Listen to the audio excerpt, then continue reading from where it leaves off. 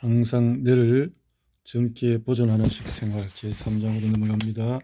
뇌내 혁명. 하루에 마시기요.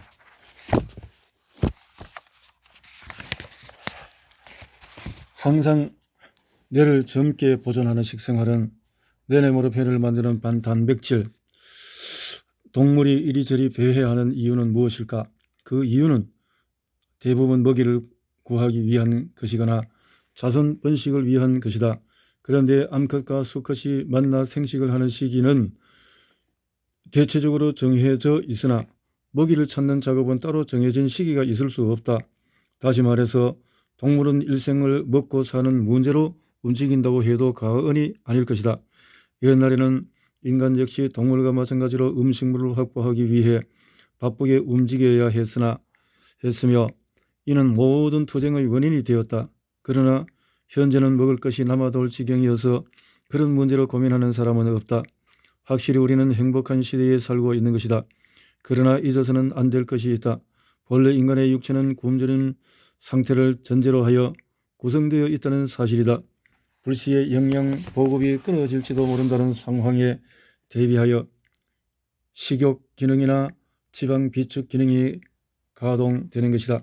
그러나 이에 비해 음식물이 과잉 공급되는 상황에 대한 대응책은 의외로 미흡하다. 식료품이 남아도는 현대 사회에서는 자기 스스로 식생활을 컨트롤하지 못하면 건강을 해치게 된다는 것을 의미한다. 현대인의 식생활에서 우선 주의하지 않으면 안 될 것은 칼로리 과잉이다. 다행히 이 점에 대해서는 많은 사람이 주의를 기울이고 있다. 따라서 구태여 강조할 필요는 없겠으나 다만 꼭 한 가지 중요한 사항이 있다. 앞에서도 강조했지만 그것은 양질의 단백질을 충분히 섭취해야 한다는 것이다. 왜냐하면 단백질은 뇌내모르핀을 구성하는 원료가 되기 때문이다. 뇌내모르핀을 구성하는 주요 물질은 아미노산이므로 아미노산을 충분히 섭취하는 것이 뇌내모르핀을 충분히 분비하기 위한 기본 조건이 되는 것이다. 그러나 아미노산은 뇌 안에 극소량밖에 축적할 수 없으며 곧 소모되는 특성이 있다. 따라서 한꺼번에 많은 양의 단백질을 섭취해서 아미노산을 비축한다는 것은 전혀 불가능하다.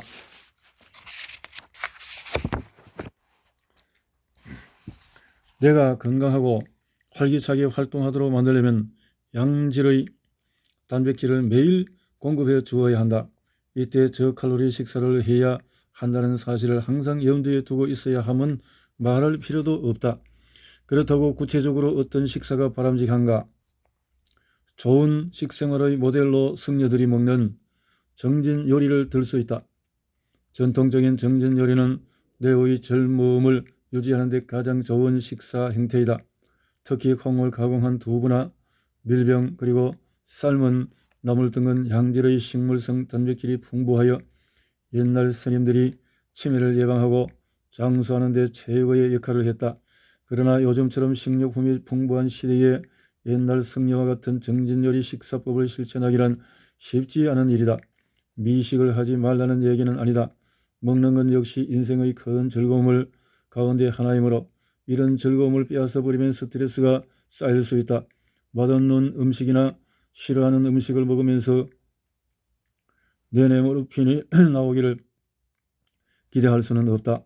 그렇다고 해서 좋아하는 음식만 먹거나 먹고 싶은 양을 마음껏 먹는다면 편식이나 과식으로 인해 해를 피할 수 없을 것이다. 음식을 먹을 때는 뇌내모르핀이 분비된다 하더라도 편식이나 과식은 활성산소가 발생하는 원인이 되기 때문에 결과적으로는 신체에 해를 입히게 되는 것이다. 고단백질 저칼로리 식생활이 이상적이다. 우리가 음식에서 섭취하는 영양소 가운데는 단백질은 그다지 맛이 좋은 편이 아니다. 단백질 그 자체가 맛이 없기 때문이다. 가장 맛있는 영양소는 지방이고 그 다음이 탄수화물이다. 단백질 식품이 맛있는 이유는 그 음식에 지방이 섞여 있기 때문이다. 단백질이 많이 들어있다는 스테이크나 장어가 맛있는 이유도 지방질 때문이다. 따라서 단백질을 섭취하기 위해 이런 음식을 많이 먹으면 몸이 뚱뚱해지기 쉽다. 이런 부분은 저탄고지에서 요즘 새롭게 발견한 것들이 많죠. 지방은 에너지원을 비축하는 데 가장 효율적이다. 인간의 몸은 지방이 체내에 들어오면 곧 저축 체제로 돌입한다. 이는 탄수화물 과잉이고 불량 탄수화물들이 이렇게 체지방을 만들게 된다라는 것이 요즘 학설이죠. 이것은 너무나 당연한 현상. 지방이 아닌 다른 물질로 에너지를 축적하려면 체중 60kg인 사람이 315kg의 거인이 되어야 하기 때문이다. 지방이라는 편리한 영양소로 에너지가 축적되기 때문에 지금 현재의 최고로 생활 가능한 것이며 며칠 동안 굶어도 생명을 유지할 수 있는 것이다. 그러나 어떤 경우든 넘치는 것보다 모자라는 것이 낫다. 지방 역시 필요 이상으로 축적하면 혈관을 막는 원인으로 작용한다. 이 부분에 대해서는 요즘 새로 나온 부분들을 모르는 시대에 어떤 여러 가지 또 잘못된 탄수화물의 문제를 잘못 착각을 해서 그것이 몸속에 들어갔을 때는 지방으로 저축이 되기 때문에 이것이 먹는 것 자체가 그럴 것이다 라는 어떤 학설 속에서 나온 것으로 보게 됩니다.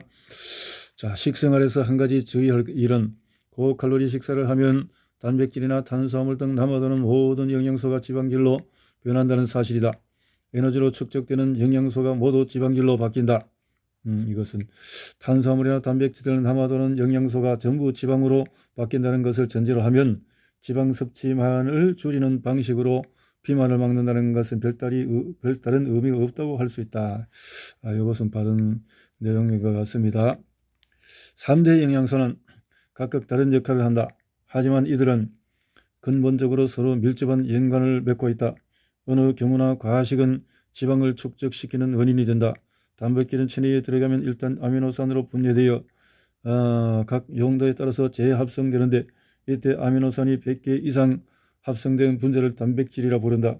바로 이것이 에너지로 전환되는 것이다. 반면에 100개 이상 이하인 경우에는 단백질이라 하지 않고 펩티드라고 부른다. 뇌내모르핀은 바로 이 펩티드 형태이기 때문에 에너지로 바뀌지 않고 호르몬으로 가능하게 된다. 그런데 뇌내모르핀에는 티로신이라는 아미노산이 반드시 포함되어 있다. 티로신 단체 원소 물질만으로도 뇌내모르핀과 거의 같은 작용을 할 수 있다.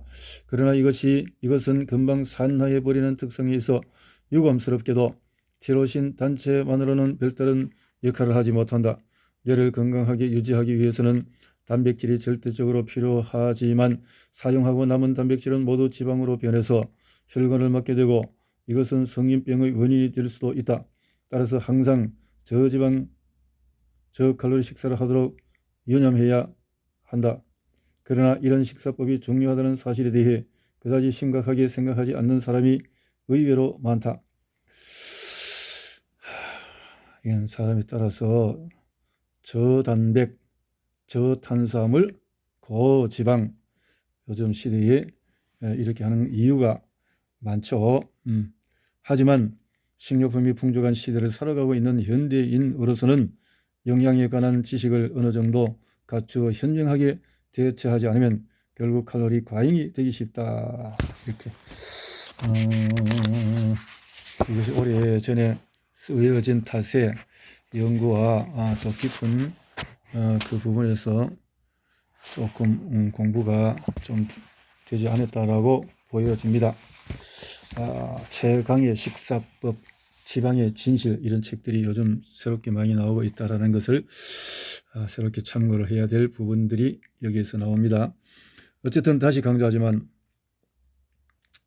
고단백 저칼로리 식단을 생활화해야 될 수 있는 한 지방 섭취를 줄여가야 한다라고 해서 이렇게 나오는데 이 부분은 조금 그냥 지나가는 것이 좋을 것 같은 생각이 들어집니다. 좋은 일리가 있는 것은 그 단백질을 통한 아미노산, 필수 아미노산을 통한 뇌내 호르몬 이런 계통에 강조점이 있기 때문에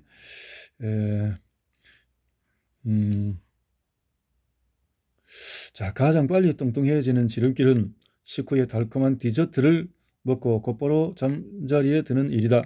식사로 혈당 치위가 높아진 상태에서 다시 디저트로 혈당 치위를 높이고 에너지를 소모하지 않은 채 곧바로 잠자리에 드는 습관은 아주 좋지 않은 결과를 초래할 뿐이다. 초원에 사자는 배가 부르면 벌렁 들어눕는다. 그것이 너무나 편안해 보여 우리도 무의식적으로 느끼게 된다. 그러나 사자나 기타 동물들의 식후에 바로 넘는 행위는 우리 인간과 정반대의 의미에서 정당성을 갖는다. 언제 먹느냐 먹히느냐를 예측할 수 없는 동물의 세계에서는 가능한 한 지방을 많이 축적해 둘 필요가 있는 것이다. 반면에 상황이 전혀 다른 우리 인간이 그것을 흉내낸다는 것은 오히려 수명을 단축하는 지름길이 될 뿐이다. 내 건강에 바람직한 식생활은 고단백 저칼로리 식사, 저탄고지 이런 것은 잘 참조해서 공부를 하기로 하고 넘어가도록 하겠습니다. 자, 미식을 해도 살찌지 않고 근육을 붙일 수 있다. 미식을 하면서도 비만을 피하고 근육을 붙일 수 있는 방법이 또 하나 있다. 잠들기 전에 즐거운 생각을 하여 편안한 수면 상태에 들어가는 방법이 바로 그것이다. 즐거운 생각을 한다는 것은 일종의 명상을 의미하므로 뇌파가 알파파가 상태가 되고 몸이 이완된다. 이런 상태에서 수면에 들어가면 체내에서 성장 호르몬이 분비된다. 잘 자는 아기가 잘 자란다는 말이 있는데 수면 시에는 성장기에 있는 아이뿐만 아니라 성인의 인체 내부에서도 성장 호르몬이 분비된다. 물론 성인의 경우는 성장 호르몬이 많이 분비된다 해도 키가 크거나 하는 효과를 기대할 수는 없다. 그러나 분비된 성장 호르몬은 근육을 튼튼하게 만들어 지방을 연소시키는 효과를 발휘한다. 물론 성장 호르몬은 깨어 있을 때도 분비되지만 이는 극히 소량에 불과하고 대부분은 수면 중에 분비된다. 또한 명상 중에도 많이 분비된다. 일반적으로 식사 후에 명상을 하면 혈액순환이 좋아지고 근육 안의 피의 양도 증가하며 성장 호르몬이 분비되는 효과를 덧붙여지기 때문에 운동을 하지 않고도 근육을 붙일 수 있다. 물론 운동이라는 능동적인 수단도 좋으나 명상이나 수면으로 알파파를 상태를 유도해도 똑같은 효과를 얻을 수 있는 것이다. 알파파의 또 하나 다른 흥미로운 효능은 혈당치를 억제하는 힘이 있다는 것이다. 혈당을 낮추는 호르몬으로는 인슐린이 있고 혈당을 높이는 호르몬으로는 글루카곤이 있다. 그런데 글루카곤이 분비되기 전에는 반드시 다른 호르몬이 먼저 분비된다. 노르아드레날린과 아드레날린이 바로 그것이다. 따라서 몹시 흥분하거나 화를 내면 노르아드레날린이 분비되고 그것은 다시 췌장으로 하여금 글루카곤을 분비하도록 유도해서 혈당치를 높인다. 그러므로 자주 화를 내거나 흥분한 일이 되풀이되면 점점 비대해진다. 미우 메커니즘에서 알 수 있듯이 식후에는 되도록 뇌내모르핀이 분비되는 상황을 조성하는 것이 유익하다. 그러면 혈당치가 내려가고 지방이 잘 연소될 뿐만 아니라 성장 호르몬이 분비되어 근육을 강화시킬 수도 있다. 명상은 동양의학에서 가장 중요한 분야인데 이를 습관화하면 뇌내모르핀의 분비는 물론이고 그 저장 창고도 커지게 된다. 따라서 여기에 검소한 음식과 가벼운 운동만 덧붙인다면 매우 효율적으로 건강을 유지할 수가 있다. 고령화 사회가 시작되자 노인의 건강법에 대한 여러 가지 방법론이 소개되고 있다. 그러나 노인들에게 운동을 자주 해서 몸을 단련하라고 권장하는 방법은 조금 문제가 있다. 앞에서 말했듯이 운동은 전혀 안 해도 해롭지만 지나치게 하면은 더 해롭기 때문이다. 과격한 운동은 25세 정도로 마감짓고 그 이후에는 근육을 유지하는 정도의 가벼운 운동으로 만족해야 한다. 지방을 연소시키기 위해서는 부드러운 운동도 효과적이지만 무엇보다도 효율적인 것은 뇌내모르핀을 잘 분비시키는 것이다. 명상, 기공, 뇌내모르핀을 원활하게 분비한다면 얼마든지 건강한 근육을 유지할 수가 있다. 뇌내모르핀을 그러니까 즐겁고 행복하고 늘 플러스 발상을 할 수 있는 삶을 산다면 그것이 건강을 유지한다. 김형석 교수의 그 신앙생활과 또 늘 남을 나누는 생활 그런 삶이 참 그 건강한 지금 102세인가 그렇죠. 자, 기억력을 향상시키는 뇌내모르핀. 뇌 안에는 기억력을 향상시키는 해마라는 부분이 있는데 뇌내모르핀은 이 부분을 활성화시켜 건망증이 생기지 않도록 하는 효능도 가지고 있다. 좀 더 구체적으로 설명한다면 에이텐 신경 즉 쾌감 신경은 해마를 지배하고 있으며 뇌내모르핀을 활성화시키는 신경 덩어리의 근본 역시 에이텐 신경이다. 뇌내모르핀이 분비되지 않으면 머리가 나빠진다고 하는 얘기가 있다. 이것은 학습이나 기억력에 관계하는 해마 역시 뇌네모르핀을 관장하는 A10 신경의 지배하에 있다는 사실과 무관하지가 않다. A10 신경은 최종적으로 대뇌 신피질의 전두 연합야와 이어지는데 기억에 관한한 해마가 중요한 역할을 담당하고 있다. 시각의 예를 들어보자. 우리는 일상생활에서 굉장히 많은 사물을 본다. 그러나 거의 대부분은 바로 기억에서 사라진다. 전철이나 길거리에서 수없이 많은 사람을 접하지만 얼굴은커녕 마주친 기억조차 깨끗이 사라져버리는 것이다. 그러나 뇌는 한 번 본 내용을 최소한 무의식의 형태로라도 전부 기억하고 있다. 바로 그 기억을 담고 있는 저장 창고가 해마이다. 나중에 어떤 필요에 의해 저장 창고에서 기억을 끄집어낼 수 있는 것은 뇌네모르핀 덕분이다. 앞에서 설명한 바와 같이 뇌네모르핀은 증폭 효과, 앰플리파이어를 발휘하기 때문에 해마에 담겨있는 희미한 기억을 마치 라디오의 볼륨을 올리듯이 증폭시켜 주는 것이다.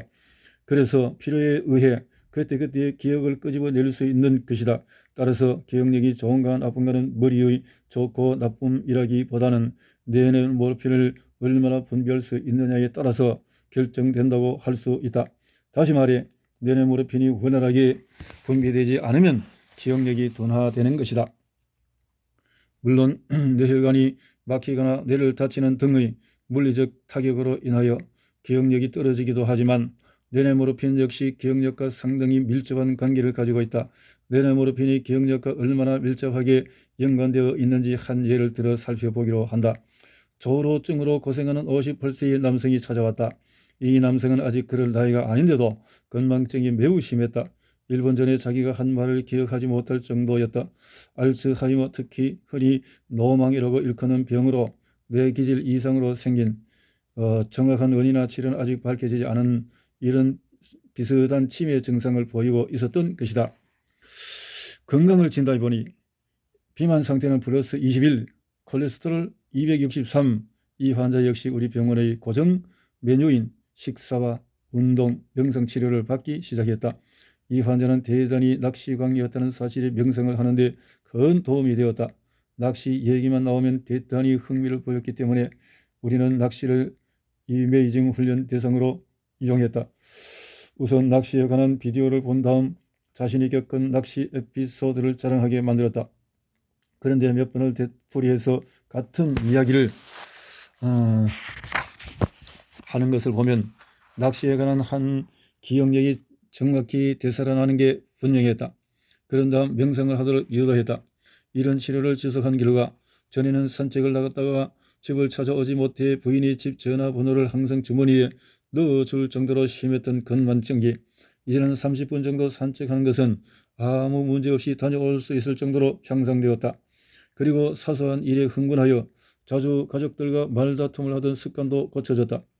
비록 완쾌시켰다고 볼 수는 없지만 다른 방법이었다면 이 정도의 치료도 불가능했을 것이라고 생각한다.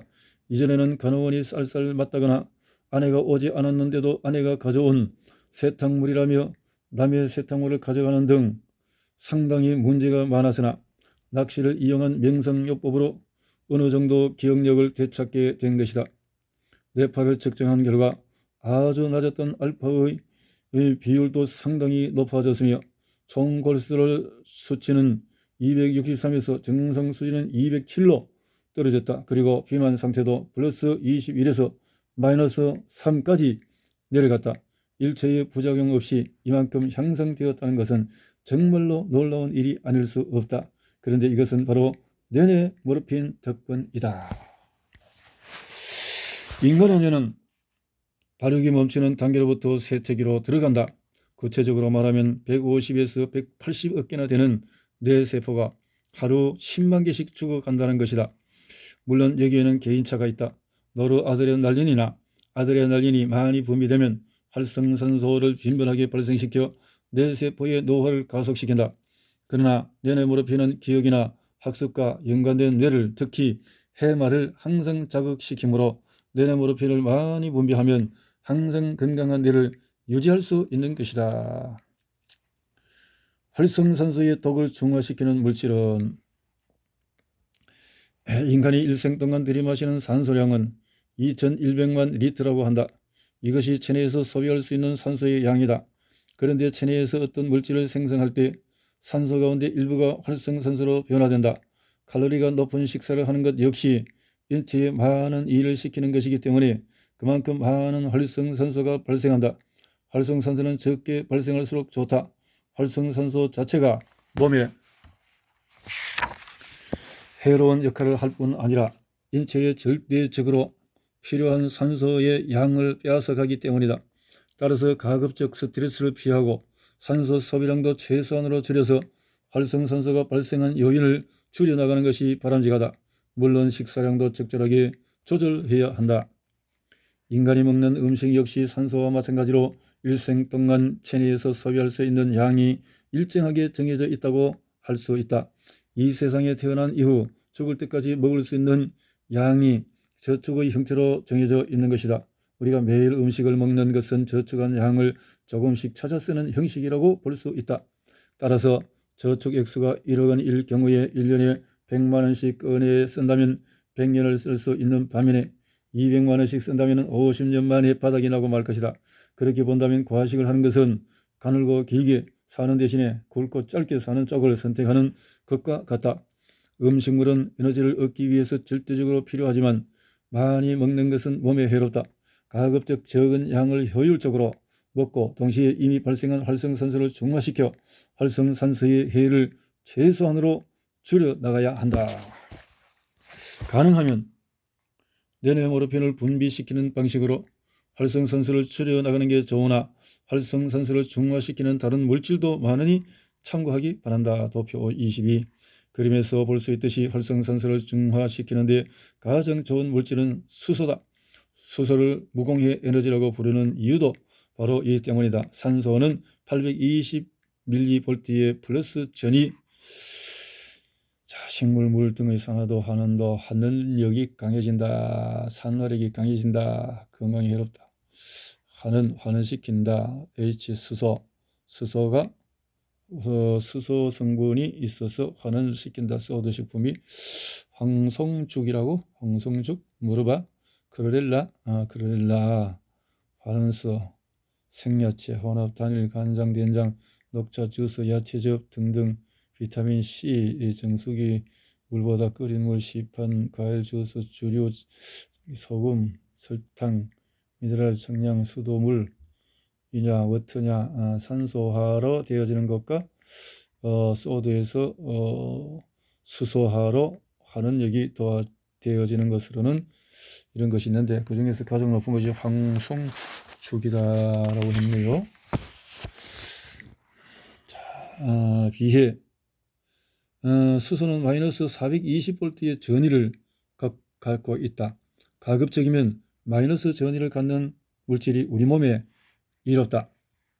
갓 태어난 아기는 대개 0에서 100mV 이내의 전위 상태를 유지해 나가는데 나이가 들면서 차차 플러스 쪽으로 바뀐다. 따라서 외부에서 받아들이는 물질이 마이너스에 가까우면 그만큼 건강에 도움이 되는 것이다. 이 그림에서 우리는 수돗물이 플러스 상태가 가장 높다는 사실을 확인할 수 있는데 이것은 수돗물이 약보다 나쁘다는 것을 의미한다. 포백분 염소가 투입되어 있기 때문이다. 염소를 투입하는 이유는 세균을 죽여서 물의 안전성을 높이기 위한 조치의 일환인데 이 같은 발상이야말로 현대인을 온갖 질병의 구렁텅이에 빠뜨리는 최대의 함정이라고 할 수 있다. 세균을 죽이기 위해 염소를 투입한다는 발상은 벌레에게 살충제를 뿌리고 세균성 질병의 항생 물질을 투여하는 것과 똑같은 대증요법, 원인 치료는 하지 않고 그때그때 증상에 맞는 치료법을 하는 그 발상이다. 당장은 효과를 볼지 모르나 이런 방법은 하나의 문제를 해결하기 위해 또 다른 고질적인 문제를 발생시키는 원인으로 작용한다.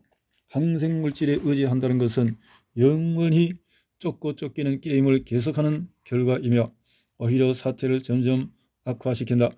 염소를 넣은 수돗물은 인체 내부에서 새로운 화학 반응을 일으켜 발암물질을 발생시킬 위험성도 있다. 더욱 심각한 것은 염소를 쏟아부은 수영장이다. 보건소가 이것을 의무사항으로 규정하고 있다는 사실은 참으로 한심스러울 뿐이다. 수영이 건강에 좋은 것은 사실이지만 지금처럼 염소를 많이 투입한 물에서 수영을 하면 오히려 건강을 해치는 결과로 나올 가능성이 높다. 앞에서 운동선수가 일반인에 비해 수명이 짧다고 했는데 수영선수는 다른 운동에 비해서 현역 활동 기간이 비교적 짧아 그 해를 조금은 피하고 있을 뿐이다.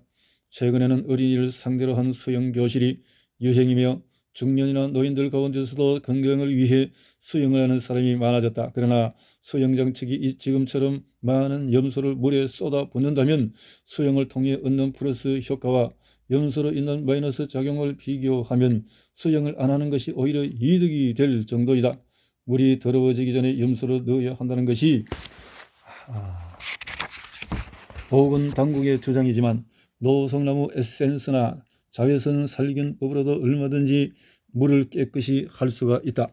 최근 질병에 걸리는 아이들이 부쩍 늘어나고 있는데 이것은 살충제, 농약, 항생물질 등의 약품류와 수영장의 염소 수돗물 같은 것이 복잡하게 뒤엉켜서 아이들의 건강을 해치고 있기 때문이다.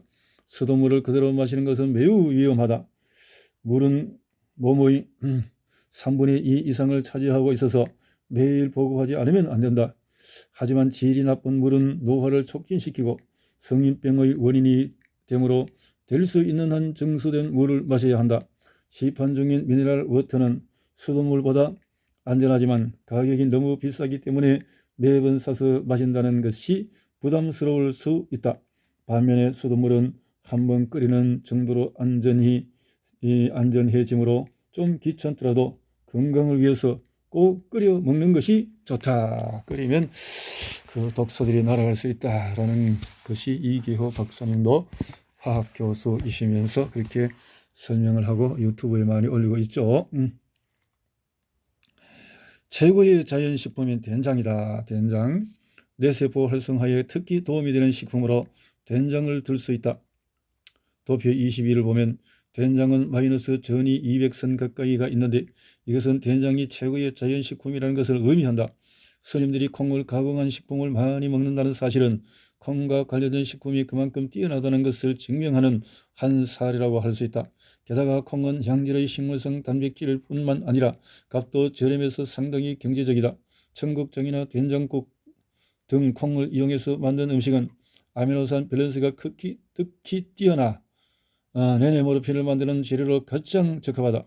이런 음식은 쌀밥과 같이 먹으면 특히 좋은데 쌀에 부족한 아미노산은 콩에 들어있으며 콩에 부족한 아미노산은 쌀에 들어있어서 서로 결점을 보완해 최고의 아미노산 밸런스를 유지하기 때문이다. 된장보다는 조금 떨어지지만 위의 그림에 있는 동물의 간이나 신장 등의 장기류 식품도 권장할 만하다. 닭이나 돼지, 소 등의 내장은 재료에 따라 차이는 있으나 대체로 활성산소의 해를 퇴치하는 좋은 소재로 작용한다. 또 그런 또 내용이 있네요. 녹차 역시 된장과 더불어 인간에게 아주 유익한 식품이다. 녹차의 전이는 제로이며 이보다 약간 우수한 식품이 크로렐라, 크로렐라보다 더 좋은 건 스피루리나 있죠. 크로렐라이다. 일반 식물은 햇빛을 받으면 대량의 활성산소를 발생시키지만 크로렐라는 햇빛을 받아도 활성산소를 발생시키지 않는 이점을 가지고 있다. 최근에 과다한 일광욕은 건강에 해롭다는 발표가 많이 나오고 있다. 그만큼 자외선은 생명체에 위험한 존재다. 그러나 식물은 자외선 에너지를 이용하여 광합성 작용을 하므로 태양광선을 받지 않을 수 없다. 식물은 태양광선에 시들지 않는 방어기구를 갖추고 있다. 그 비밀이 바로 엽록소이며 엽록소 덩어리가 바로 크로렐라인 것이다. 나는 오래전부터 크로렐라를 복용하고 있는데 그 효과가 뛰어나다. 50대 중반인데도 흰머리가 없고 나이에 비해 너무 젊다며 깜짝 놀라는 사람이 많다. 녹차 역시 크로렐라와 더불어 항산화 식품으로 권장할 수가 있다. 그리고 녹황색 야채도 엽록소와 황산화, 비타민 C, A, E를 얻을 수 있으므로 신선한 것을 잘 조리해 먹으면 좋다.